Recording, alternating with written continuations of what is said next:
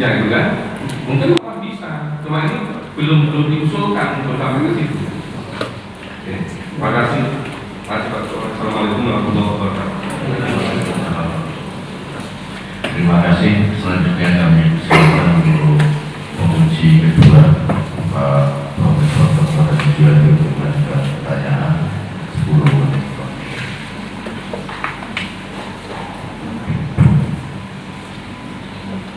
Terima kasih Ketua Sidang dan saya hormati juga Sekretaris Promotor Penyidik dan selamat kepada Pak Sutibyo yang alhamdulillah hari ini akan keluar juga setelah sekian lama proses mengerjakan disertasi ini, sempat sakit, sempat terbakar juga ya Pak. Selamat bahwa yang dilakukan itu kalau kata Viktor Frankl itu legal suffering, itu penderitaan yang sah. Pak Tibyo, ada beberapa hal saya ingin memberi pertanyaan yang sifatnya reflektif.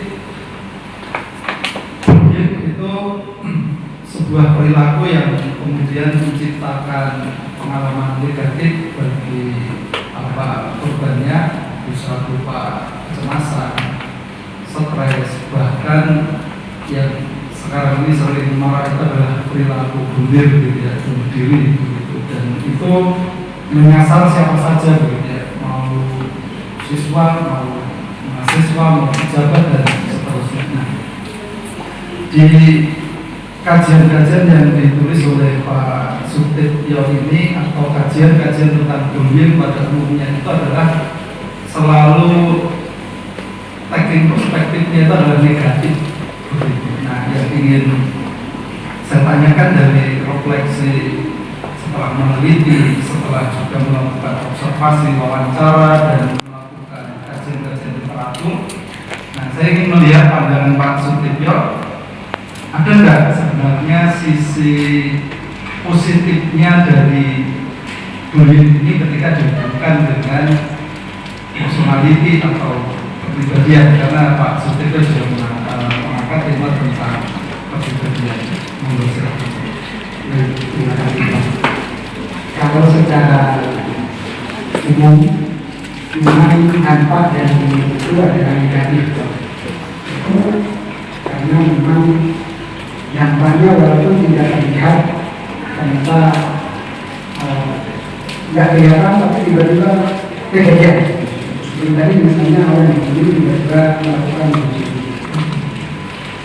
Tapi kalau mau mengambil pelajaran, seperti tadi dikatakan bahwa ada beberapa tujuan seseorang melakukan dalam tanda petik bullying.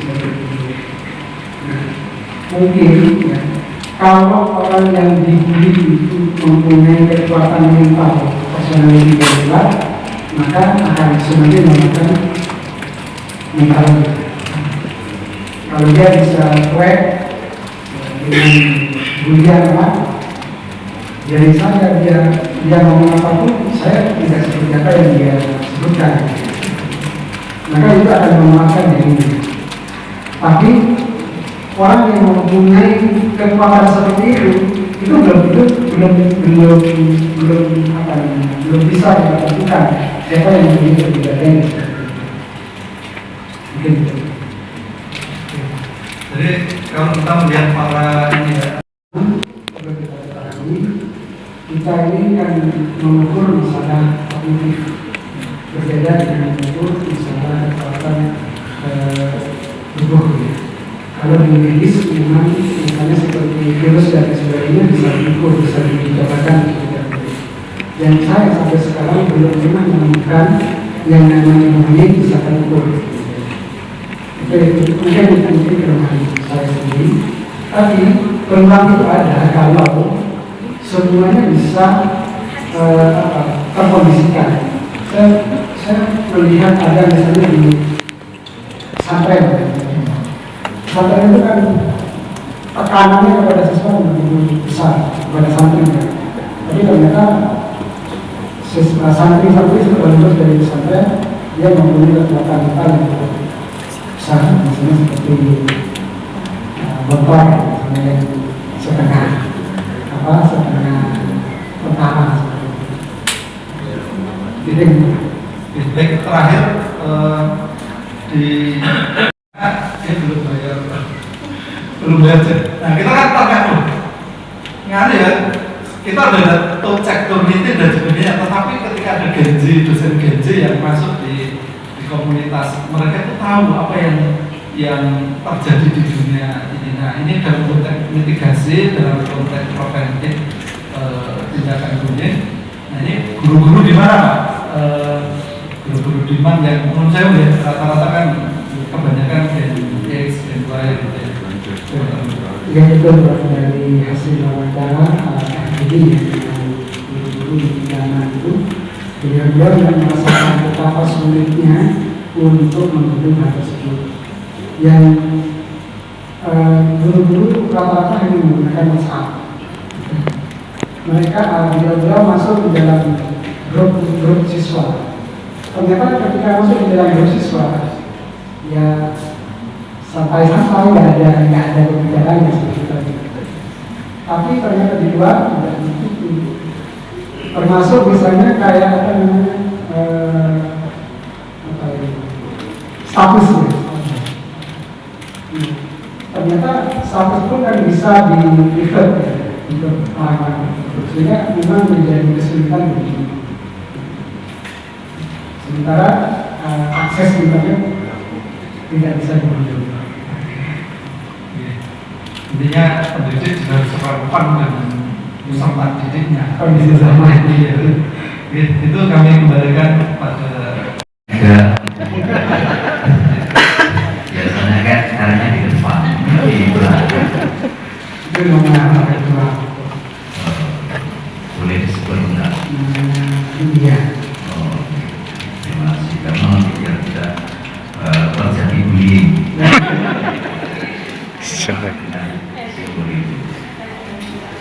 Baik Pak Tekion, jadi saya mengikuti perjalanan penulisan Pak Tekion luar biasa sebenarnya.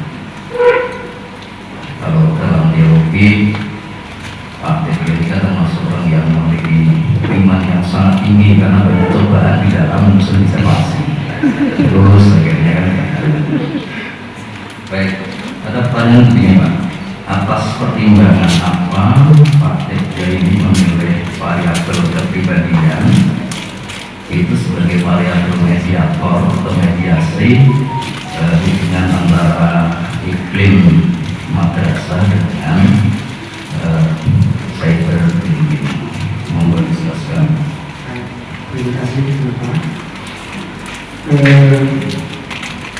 Dari beberapa kajian teori yang saya lakukan dan beberapa hasil penelitian sebelumnya, terutama di jurnal-jurnal indeks, bahwa kepribadian itu banyak menjadi variabel mediasi. Yang kedua, saya mencoba menarik kajian yang saya lakukan bahwa ini karena siswa yang saya terpilih itu adalah siswa madrasah. Sementara tujuan dari madrasah itu adalah untuk membentuk siswa yang berkepribadian Islami. Tentunya kepribadian itu tidak terbentuk begitu saja, atau saya berpikir itu tidak begitu saja terjadi. Maka untuk menekan saya berpikir itu karena di madrasah itu ada lingkungan madrasah yang memberi lingkungan itu membuat menjadikan iklim yang terbentuk iklim itu, maka kami mengupayakan dengan perbaikan iklim akan meningkatkan kepribadian, dan dengan meningkatkan kepribadian maka akan menurunkan cyberbullying. Cyberbullying atau perundungan siber itu bisa ditekan dengan semakin baiknya iklim madrasah, dan cyberbullying itu bisa ditekan dengan semakin baiknya kepribadian Islam. Maka Alangkah sebaiknya apabila seluruh madrasah melakukan dua program tersebut untuk menekan laju atau semakin meningkatnya perhubungan tersebut di madrasah. Itu Ya, baik, terima kasih. Ya, terima kasih. Masih kuat berdiri. Belum bingung. Dinyatakan dulu sebagai contoh dengan penelitian yang berkaitan dengan cyberbullying. Kira-kira Anda akan menjadi ahli di bidang apa dalam struktur ilmu pendidikan agama Islam? baik. Saya insya Allah akan menjadi dokter dalam ilmu pendidikan Islam. Ya, di aspek apa? Struktur ilmu Dengan aspek perubahan perilaku manusia. perubahan perilaku manusia. Oke, mengikuti hal-hal yang terkait dengan itu. Satu hal lagi, kalau kaitannya dengan PAI, di dalam Al-Quran itu banyak ungkapan-ungkapan yang sebenarnya berisi ancaman juga. Peran Rasulullah juga saya hitung ada banyak di ayat-ayat itu dia berperan ganda, mubasyiro atau basyiro, satunya adalah wanadiro. Kata nadiro itu seringkali adalah makna memberi peringatan atau sang memberi ancaman. Oke. Apakah ayat-ayat Al-Quran itu bisa dikategorikan juga sebagai verbal bullying?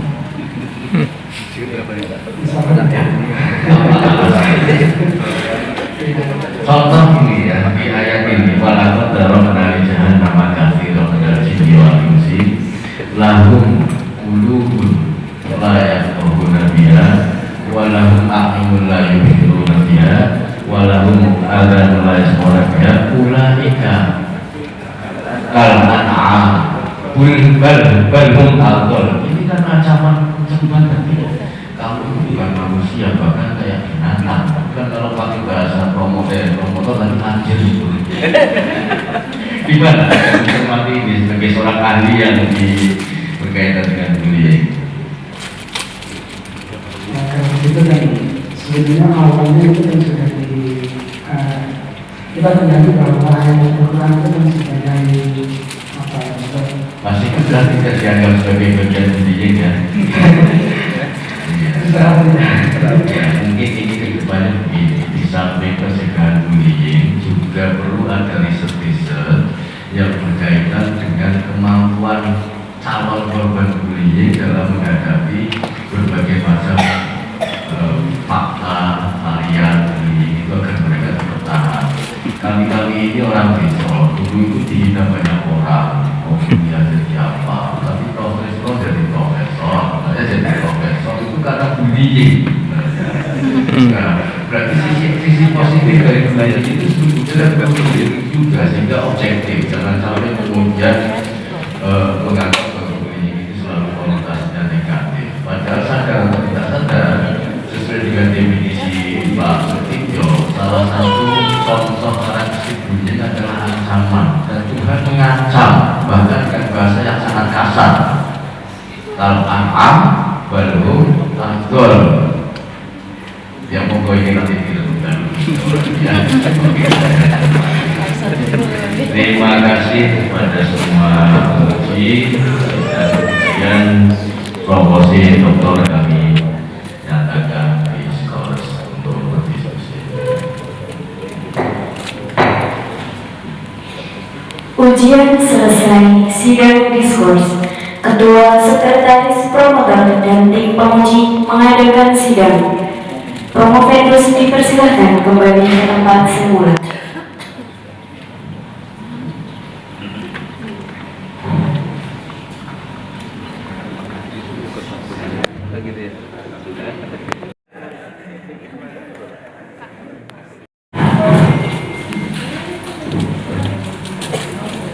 Dan dilanjutkan kembali.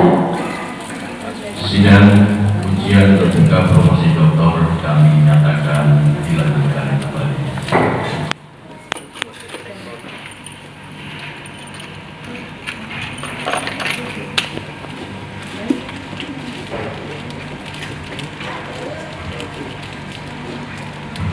Penyampaian yudisium.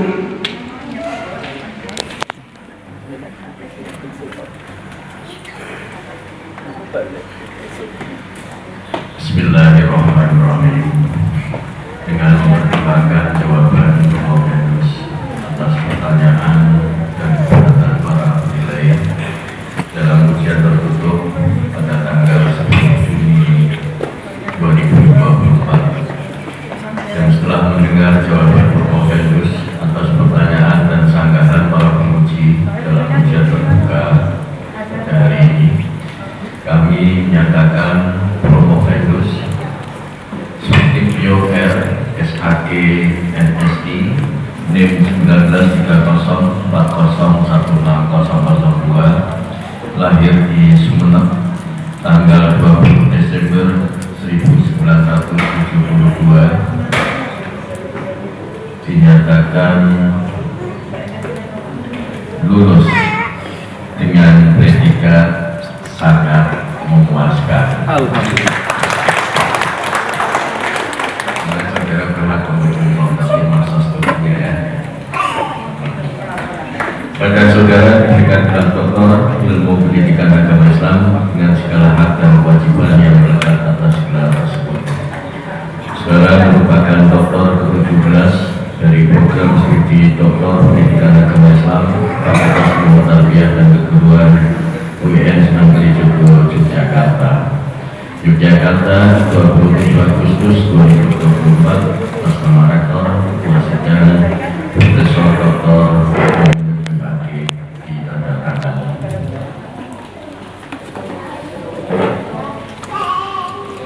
Penyerahan ijazah dan pemindahan ikat topi toga.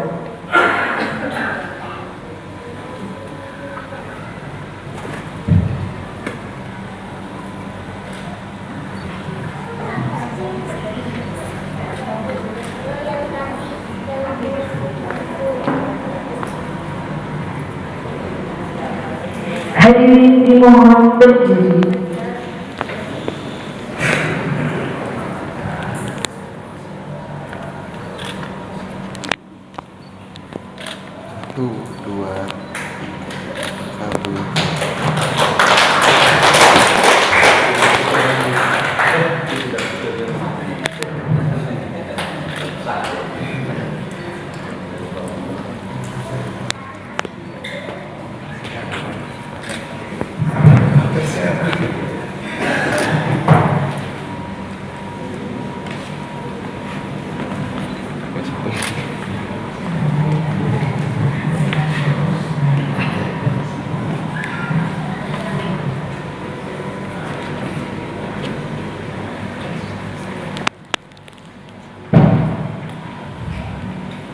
Hadirin dipersilakan duduk kembali.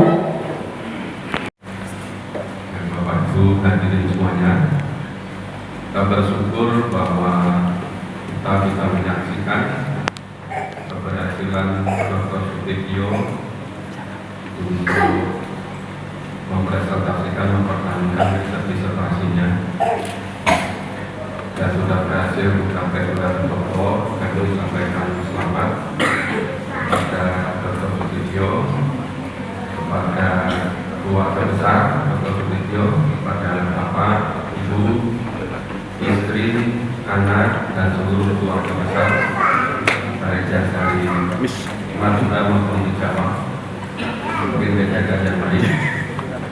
Demikian pula disampaikan selamat kepada seluruh pimpinan di Fakultas Agama Islam Universitas Ahmad Dahlan dan juga Direktur Rektorat Pak Dr. Nurpolis sebagai Wakil Rektor yang menyaksikan keberhasilan Dr. Subtipio, seluruh kolega, kawan-kawan, Bapak Ibu semuanya dan para mahasiswa.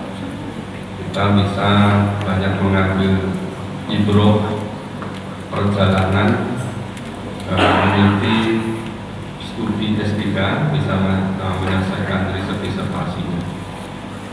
Tadi ada beberapa hal yang masih perlu dipikirkan lebih lanjut dari para penguji.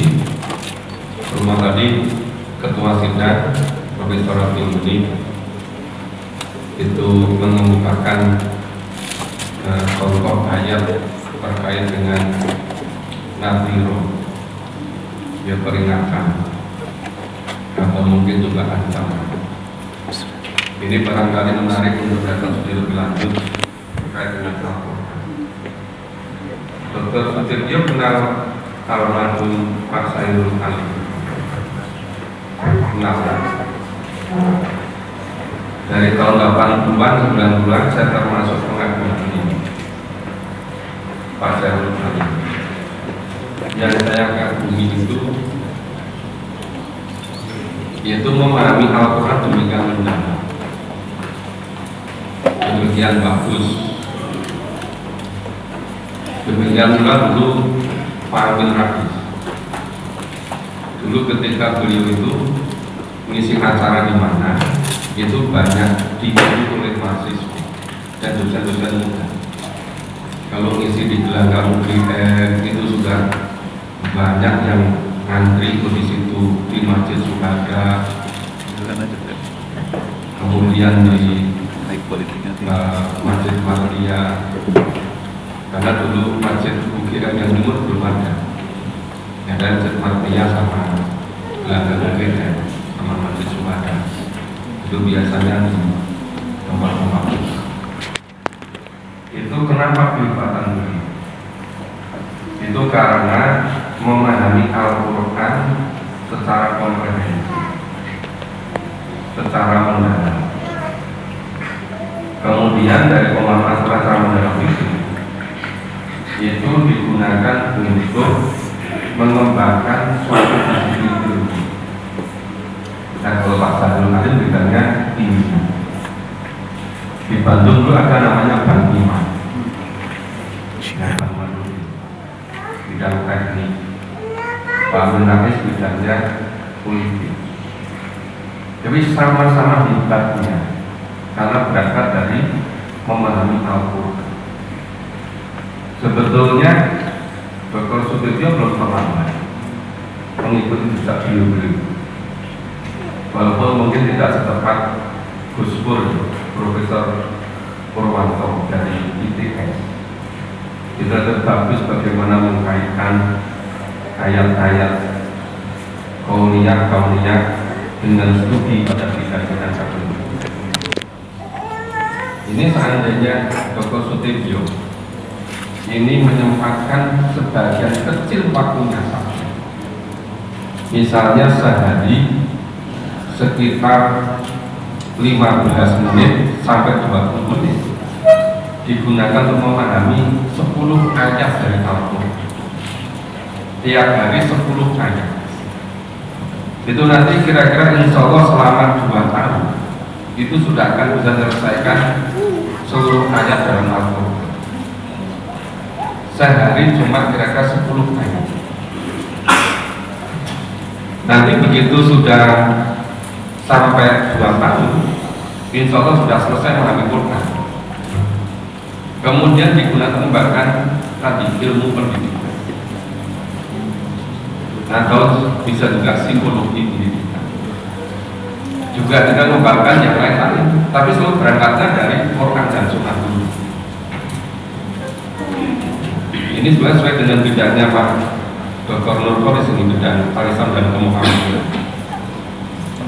Itu bagaimana berangkat dari Quran dan Sunnah untuk mengembangkan disiplin ilmu. Jadi kalau misalnya dengan Quran dan Sunnah memadai, kemudian mengambil spesialisasi, misalnya metode pendidikan, ada yang evaluasi pendidikan, ada yang ilmu pendidikan, tentu akan sangat berbeda. Itu tampaknya keberhasilan, kejayaan peradaban Islam dulu itu berangkat seperti itu caranya. Jadi berangkat dari mendalami Quran dulu, Sunnah secara tuntas, baru digunakan untuk mengembangkan bidang ilmu dan spesialisasi. Insya Allah dari apa yang ditanyakan Ketua Sidang Profesor Abdul Munim itu nanti akan terjawab. Dan ini program dokter di PAI dan ITK itu kedepannya akan sangat senang melihat keberhasilan alumni yang sudah dibekali dari prodi, ya, mengembangkan pendidikan agama Islam dengan seluruh aspeknya, tapi dengan berangkat mendalam Quran dan Sunnah. Walaupun sehari mungkin hanya 10 menit, 15 menit, tapi dibuat istiqomah. Kira-kira 2 tahun sudah bisa menawarkan. Nah, nanti bisa dibandingkan antara sekarang dengan 2 tahun yang akan datang. Itu sangat berbeda. Nah, hal ini penting sebetulnya, bukan hanya tadi katanya selesai dokter sampai profesor, tapi lebih lama dari itu juga dari itu. Karena di depan dunia ini mungkin usia 80 tahun itu kalau dibandingkan dengan ekspor mungkin tidak ada 2 jamnya di akhir. Karena satu hari di Singapura sampai 1000 tahun hitungan kita mau 1000. Jadi alangkah kasihan kalau misalnya sampai dokter, profesor hanya terhenti memikirkan diri, tidak sepenuhnya menyiapkan untuk akhirat. Nah, kenapa tadi kelibatan Pak Almarhum Saiful Ali, kemudian Pak Hakim Hafiz, kemudian Pak Imamuddin, kemudian Gus Pur dan juga masih banyak lagi. Itu sebagai contoh. Dan beliau menuntaskan memahami Quran. Karena hidup yang sebenarnya memang hidup di alam akhir. Saya sebetulnya juga sering diskusi sama kawan-kawan.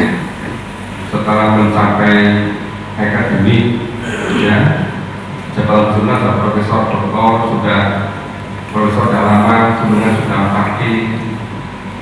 Anggaplah tinggal menyiapkan untuk akhiratnya hidup yang sebenarnya. Jangan sampai hanya puas menyiapkan hidup yang hanya 2 jam, nggak ada. Dibandingkan dengan rekod yang selama-lamanya. Ya walaupun mungkin kalau saya nyampaikan itu seringkali banyak kawan tidak setuju, tapi itu tak boleh dulu. Tapi tetap juga kami perlu mengingatkan agar kebetulan kita sering berkomunikasi, kita sering berinteraksi, ya, mulai dari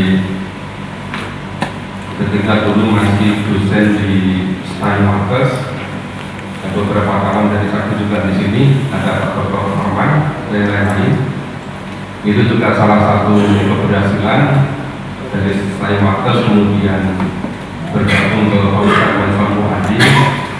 Ya, sudah demikian excellent, gitu kan? Tinggal meningkatkan lagi Fakultas Agama Islam di untuk menyiapkan kehidupan yang lebih bahagia sejahtera. Nah, kemudian kaitannya dengan singgungan kita dalam bimbingan disertasi, kami berdua dengan Profesor Suyati, ya hari-hari sering komunikasi baik langsung maupun secara online. Dalam komunikasi ada hal yang tidak sepenuhnya sesuai dengan yang diinginkan, dan keterbatasan kami berdua, maka pada kesempatan yang bahagia ini kami berdua mohon maaf barangkali ada hal yang sangat berbeda. Harapan kami berdua seperti tadi, ya hal yang masih banyak keberatan dari para penguji itu nanti bisa dikembangkan itu lebih lanjut kesempatan lebih luas lagi. Demikian, semoga terus mengembangkan profesi karir. Semoga dengan selesainya dokter di prodi kami, FPT kami menambah semangat, menginspirasi dan bisa menjadikan kekuatan tersebut. Demikian, terima kasih. Mohon maaf pada kurang salahnya. Assalamualaikum warahmatullahi wabarakatuh.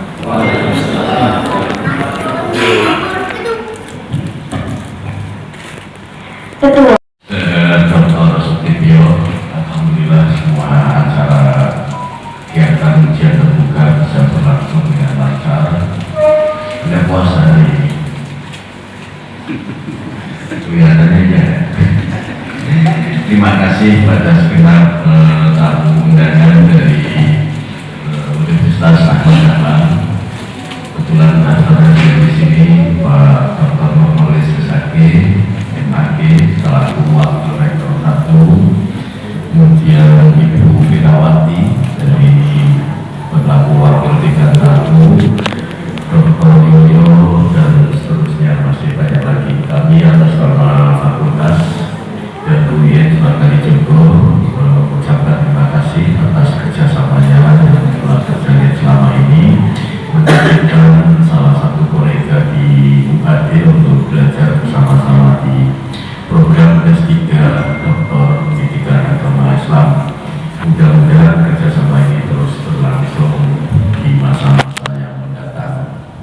Selanjutnya kami kembalikan Bapak Dr.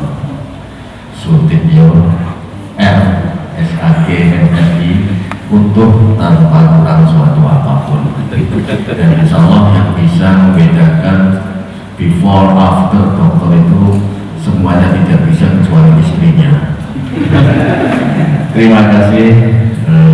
Sidang ujian terbuka promosi doktor Fakultas Ilmu Tarbiyah dan Keguruan UIN Sunan Yogyakarta bagi saudara Dr. Sutityo RSAG MSI kami nyatakan ditutup dengan mengucapkan hamdalah.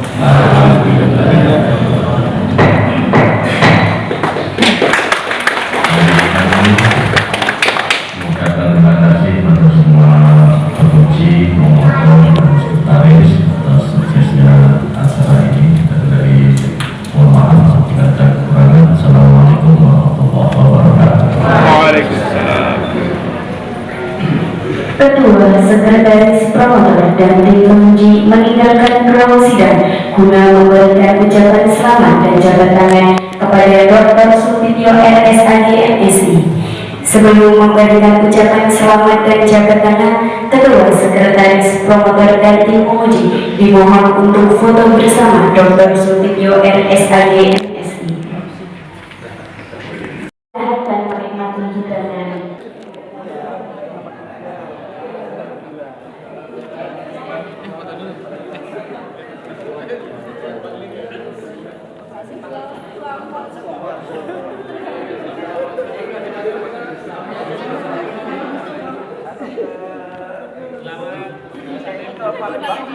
Temenin yuk foto lagi. Ayo Bu. Minta tolong ya. Selamat Pak Devi.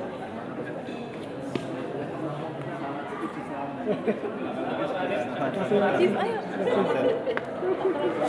Ayo. Selamat Ustaz. Foto sangat. Nggih, bosan nggih. Ya, permisi. Ayo foto.